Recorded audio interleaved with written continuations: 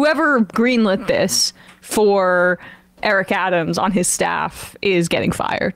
Because, yes, I would imagine. Because Olayemi, I mean, she just lays into him, and she had receipts, and she didn't let him get off the hook, because consistently throughout this interview and throughout his tenure as mayor, it's this dance between New York is the safest city on the planet, or it's one of the safest cities in the country, but also crime is everywhere, and that's why we have to justify these budget cuts. That's why we have to justify all these extra cops in the subways. That's why we have to justify cracking down on turnstile jumpers. That's why we have to continue to like do stop and frisky practices, even though that was deemed to be unconstitutional. It's this incongruence. And we also have talked about on this program before how crime statistics across the board, across the country, are down. Violent crime, theft.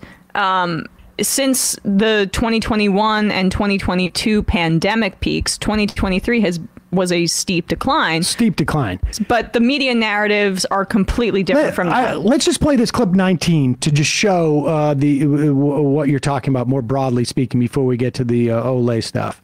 This clip is of a Twitter user, Lola, who, based upon like some other images in there, I think is this wealthy New Yorker. I don't know how old she is, but I've lived in New York City for now 30 years. And exactly 30 years. I used to visit New York City in the 80s. And I can tell you that New York City right now is cleaner, safer. I mean, just by a magnitude of like, it's just crazy. Now, of course, the crime has been going down all around the country for 30 years. Plus, a lot of people have this theory about lead and whatnot. But look at what she's complaining about. There's too many fruit stands on the streets. But this is how you get away with this stuff. I literally live in Guatemala.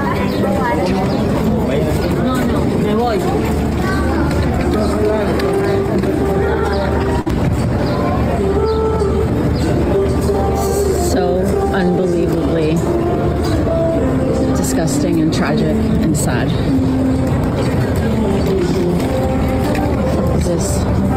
I mean, really? Do we need 10 stands of the same shit?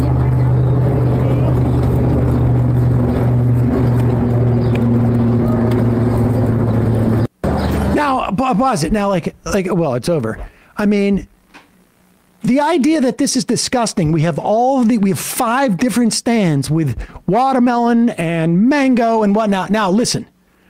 Maybe what we need to do is have a wider array of immigrants. And I would argue, yes, it would be great to have maybe like 3 stands of fruit, and then maybe like, I don't know, like a Jamaican meat pie stand, let's say, or African cuisine, or, you know, maybe like, I don't know, some type of schnitzel, you know, available there. So you have a range of stuff. But the idea that this is somehow disgusting, this is just pure on racism. Oh, yeah. That's all it is. And I'm trying to, I think that is the big, like, kind of construction on the west side of Manhattan. I mean, I'm trying to figure it out, but it looks like it's on Manhattan. Oh, no, that to me looks like it's Battery Park. Or Battery Park. It's not the Battery Park. Yeah, you can see the South Ferry one. Oh, you can see the South Ferry. Station. Either way, so now that's a financial district, and there's a bunch of luxury developments down there. And so it's just like the idea that there are Guatemalan people that are tainting this like pristine corporate area where we're supposed to be supposed to be able to congregate. Can you believe these migrants on Manhattan Island? I'll tell you something. How many like in the Times. 80s and even in the mid 90s, the amount of like blankets that were put out with stuff being sold, and I will tell you this, like a significant portion of it was like dubious origins, let's put it that way. Off the back of a truck? Yeah. But get out of New York. Go to Scarsdale or wherever it is that you want to go. No offense to Scarsdale, but go. I mean, are you serious? Like, who would want to live in a city where you couldn't get fresh mango or Or the watermelon. cops descend on people like that? I mean, give me a break. But, all right, so just so you know, the narrative about how dangerous New York City is, like, this is like, it's, you know, you can pick out, and part of this is a function of social media, right? And part of this is a function of, like, you know, we saw this back in the day. Like, if it leads, it bleeds. If it bleeds, it leads. Right. But then it But becomes it that completely form. warps people's perspective. Yep. Of what kind of danger you're facing on a daily basis. And of course, Hochul and Adams have used this concern and they have exploited it, because if I say to you, you may not be safe, but I'm sending in 100, 1,000 National Guardsmen to make you safe. It's absurd. It's absurd. Here is Ole on the Breakfast Club with Eric Adams, and Eric Adams is going to make sure that he has an entire list of everybody who's going to be within a 10-mile radius of the next time he's in front of a microphone. Yeah, I think you're right that there is a difference between perception and fact and how people feel about safety and the way people feel about the subways. And I think it's your own rhetoric about the subways that has a lot to do with why people feel scared, despite the fact that millions of people ride the subway every day without incident. But you've continued to fearmonger about crime in the subways. You've added 2,000 police officers, despite the fact that you've acknowledged that the subways are not that dangerous. And I think you're right. Poor New Yorkers should not be the ones who bear the brunt of this, but they will if they already have the subway being turned into a place that they have to fear, that there's a National Guard, that there's a hyper visibility of police, that they're trying to stop people with certain records from even using them, and now you have this congestion price. So how do you reconcile that? Well, let's go before. First of all, I would love to give me the quotes on my rhetoric, because I'm lost on that. Can you give me the quotes? That you fearmonger about the subways? Yeah, give me you've consistently done that since the day one of your administration. One of the first things you did was add 1,000 officers to the subway because you claimed that the subways are unrideable. You and Hochul did this and said how Pause it one dangerous it is. second. I just want to say, like, kudos to Adams for avoiding the question by saying, like, can you give me the actual specifics, when everyone in the room and everybody hearing that knows that he's been doing that. The only thing I would correct about what Ole said is she said from day one. And I would argue, actually, before he got into office, his entire campaign was about that as well. Why? Because he was a cop. Yep. Go ahead. The subways? You've consistently done that since the day one of your administration. One of the first things you did was add 1,000 officers to the subway because you claimed that the subways are unrideable. You and Hochul did this and said how dangerous it is, and you recently did that when you deployed the National Guard. Sister, but that wasn't my question, Queen. My question was, what was my fear? Trying to change the subject. What did I say? You continuously say, I could point to a number of videos and quotes and everything from you, but you've said repeatedly that the subways are dangerous, that New York is dangerous. You complain about crime relentlessly. So what I'm saying to you is, if you are saying that New York is the safest city, it's one of the safest big cities in this country, which is true, and you're recognizing that the subway stations are in fact not half as dangerous as they're presented to be, I'm saying, how do you reconcile how your rhetoric has played into people's fear? And not even just rhetoric, I would say the actions, because she's right. If you tell us, which is different, which is the same thing though. If you put 1,000 police. Yeah, I mean, she also said actions too. Yeah. Well, can we keep going on this on Charlemagne's response? Because he go back like 10 seconds. I just want to see, because it looks like Adams turns to Charlemagne to try to be like, come on, we're two dudes here. He stops talking to Oleyemi like after this point and just directs Charlemagne. Right. How do you reconcile how your rhetoric has played into people's fear? And not even just rhetoric, I would say the actions, because she's right. If you tell us, which is different, which is the same thing though. If you put 1,000 police officers in the subway, yeah, it's actually worse. In the subway, that don't make us feel safe. We think something's wrong. It's worse. You're acting on let me peel back fiction as opposed to just talking about it. The action of deploying the people to the subway was literally a rhetorical action. It was not done because there's any actual need there. It was done because of the message it sent to people. That Adams would explicitly say that later in this interview. I just want to jump ahead to where Oleyemi does a little bit of a callback. I want to hear the rest of this exchange, right? Can we not? Yeah. While you find that, I mean, the thing is like, what's funny about this is like whether Adams has had mixed messages about, oh yeah, subway crime is a huge priority, I'm very concerned about it, and also New York is a safe city, please come spend your tourist dollars here. The New York Police Department, before this interview and even after it, absolutely inflates those fears based on media portrayals and stuff like that. Adams is like, yeah, people portray stuff in the media, and Oleyemi at one point says like, yeah, your cops are doing that. rhetoric has played into people's fear. And not even just rhetoric, I would say the actions, because she's right. If you tell us, which is different, which is the same thing though. You put 1,000 police officers in the subway, 2,000 police officers in the subway, that don't make us feel safe. We think something's wrong if you're doing that. Let me peel back again, because you got to always peel back this stuff, you know, because oftentimes how you're depicted in the media that I don't control is how people interpret you. I didn't put the National Guards in the subway. The governor did. I know, but I know what you said. But you said, Eric. You stood with Governor Kathy Hochul and you co-signed that decision. You did. And I'm not saying this as someone who's following social media. I'm saying that as an attorney in the city and an activist who follows everything that you do. Yeah, I'm glad you do. But then you realize how I turned the city around. If you follow everything I do, you realize I would say no, but we can get to that next. We don't even need to take it down. But I just want, like, to me as a woman watching his, like, the way that he speaks to her, you can just see he has a level of misogyny, especially when he tried to cut her out of the conversation there, turning to Charlemagne as a lifeline. He feels extremely uncomfortable with a woman speaking to him in this way. And he's on his face being complimentary of her, calling her queen, right? Like saying, I'm sure you do. But it's this dismissiveness of you're not really serious here that I find to be something that permeated throughout the interview, even though she showed how much more serious she was than him at every single turn. Well, and I also think it's his way of running away because he's got a safer space with Charlemagne, frankly, than he does with Ole, because Ole is just like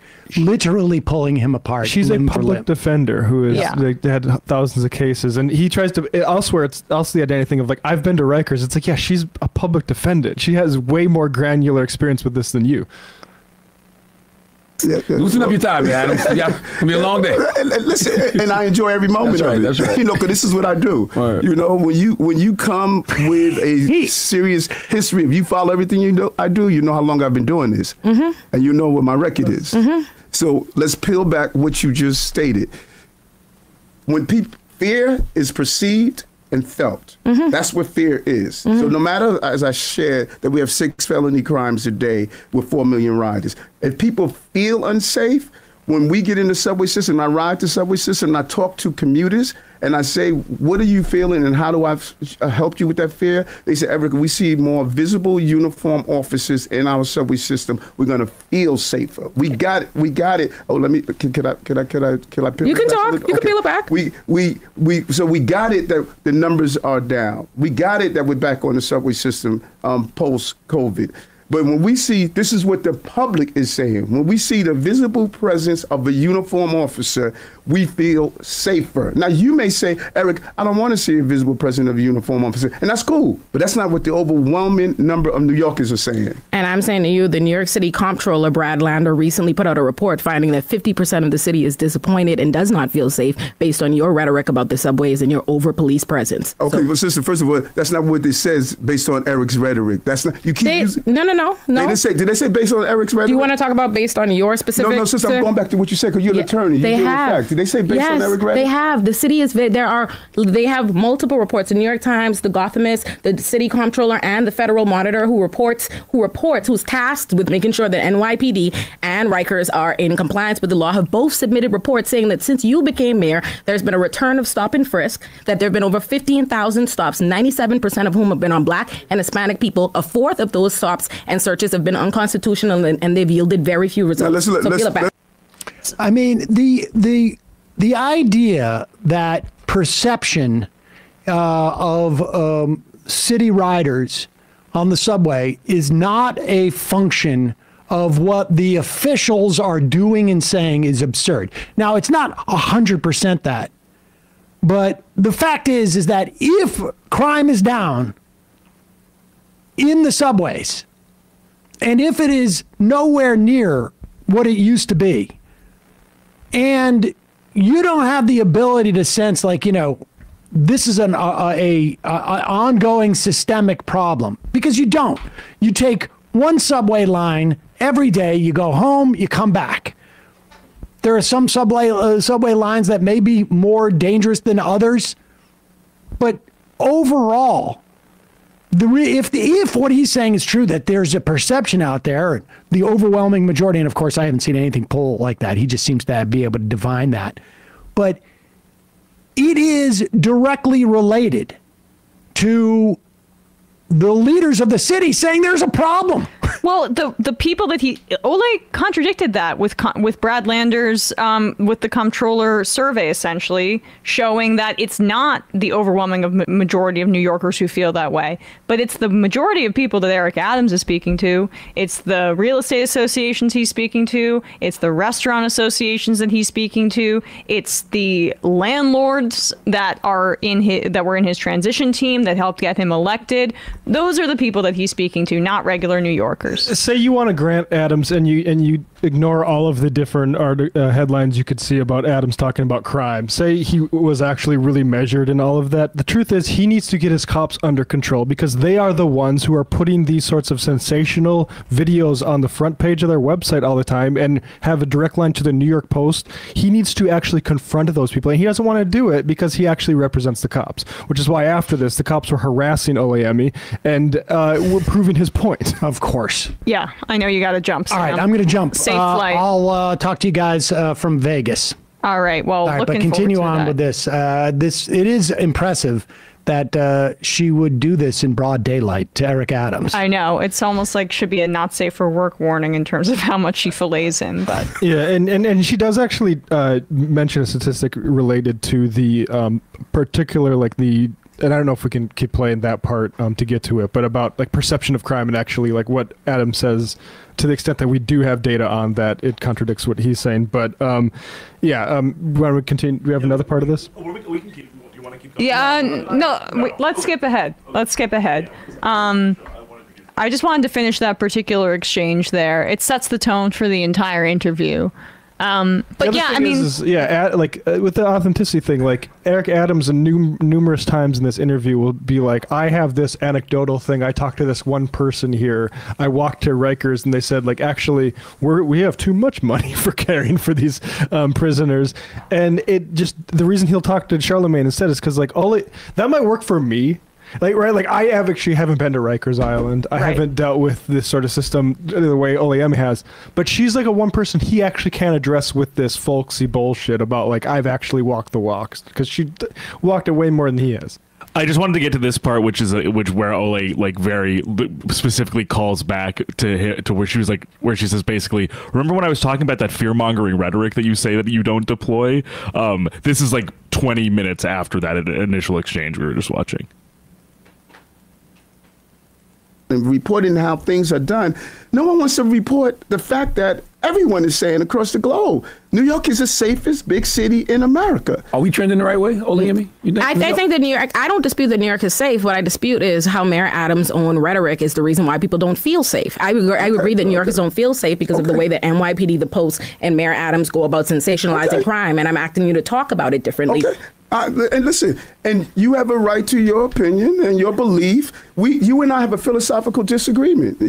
That's many. It's not about the philosophical disagreement. Many people on the far left disagree with me. You know, many people on the far left, they say, Eric, people should be allowed to sleep on the streets no matter what. They should be allowed to sit on your stoop and inject themselves with drugs. They should be allowed to go in stores and steal whatever they want. They shouldn't have to pay on the subway system. They should be allowed to carry a gun and be able to come out the next day. Like, people disagree with me all the time. Earlier you asked me to point out the rhetoric. Earlier you asked me to point out specifically what you say to fearmonger about crime. So I just would like to say, Exhibit A, like what you literally just did. You continue to say in this that New York is the safest big city, while simultaneously you are the one sensationalizing the crime. I point out facts. Which is the facts? Is it safe or is it not? All I know is when I came in office and I stated that I wanted to I'm not allowing people to sleep in tents on our streets. They're going to get the care that they deserve. The far left attacked me. No, we attacked you because you made it so that people could be involuntarily committed.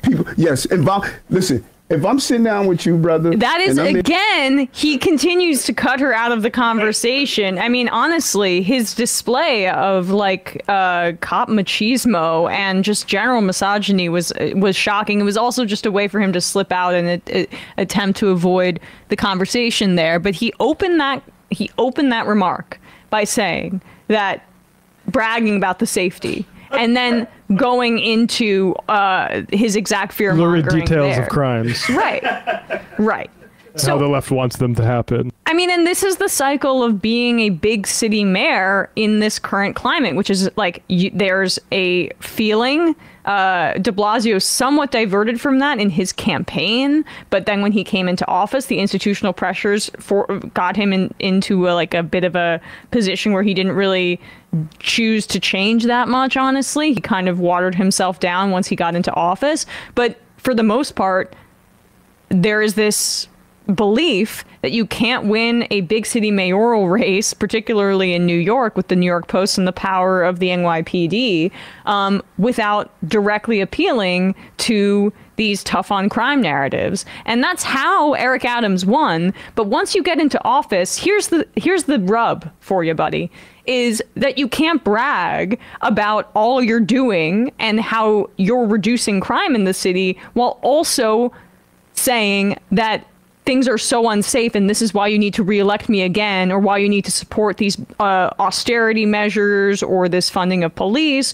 or this rollback of civil liberties in order to combat crime. Because which one is it? Which one is it?